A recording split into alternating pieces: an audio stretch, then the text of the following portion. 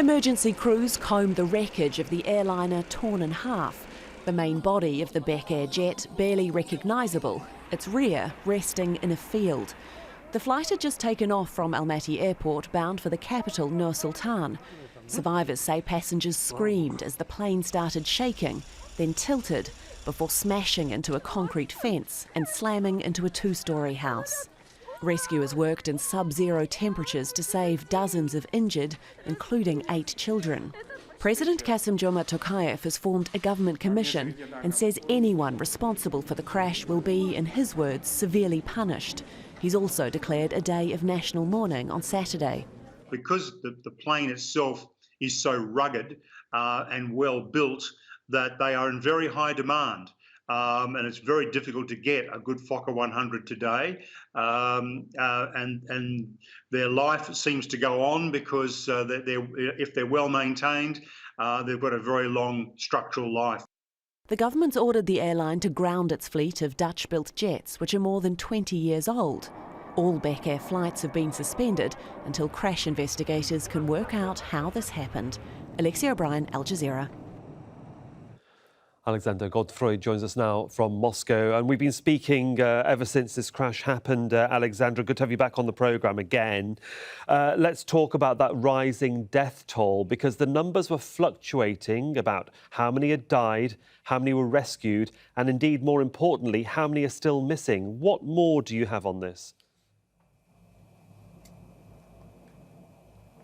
Well, the last official figure that came also with the names and surnames and date of births of the deceased people is at 12. What they are saying, the officials of the Ministry of Health of Kazakhstan, is that the previous number of 15 was a result of a confusion on ground, though this was the figure that they themselves gave in the first instance.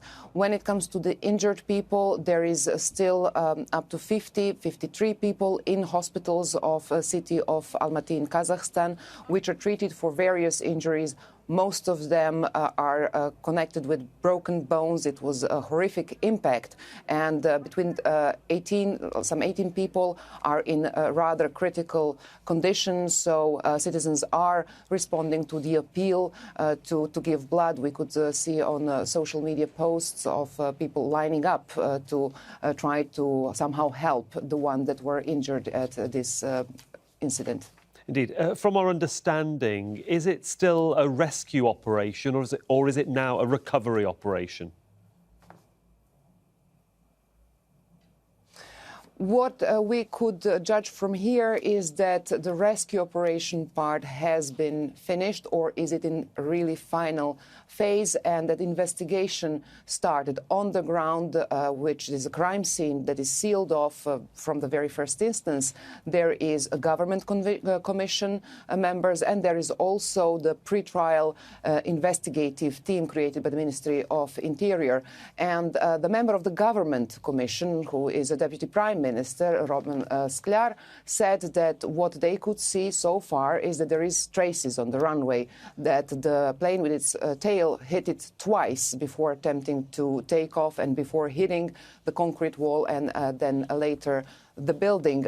So based on that, he gave as 2 preliminary general versions of what happened and why it happened.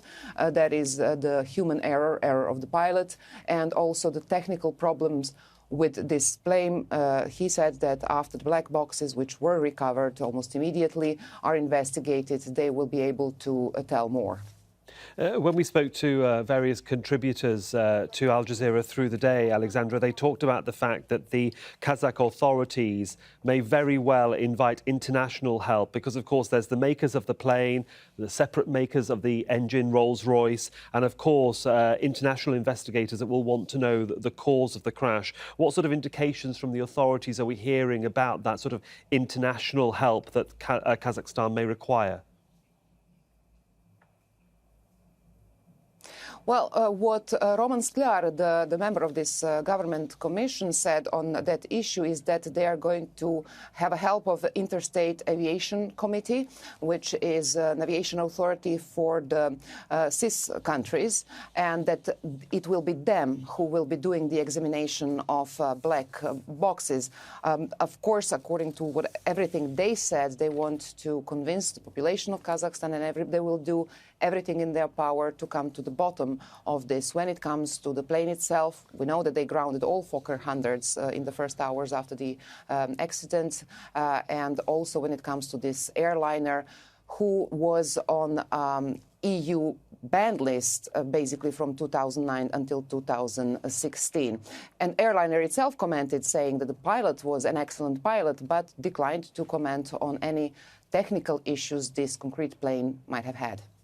Well, of course, we'll continue to monitor the situation with you. Alexandra Godfrey there for us in Moscow.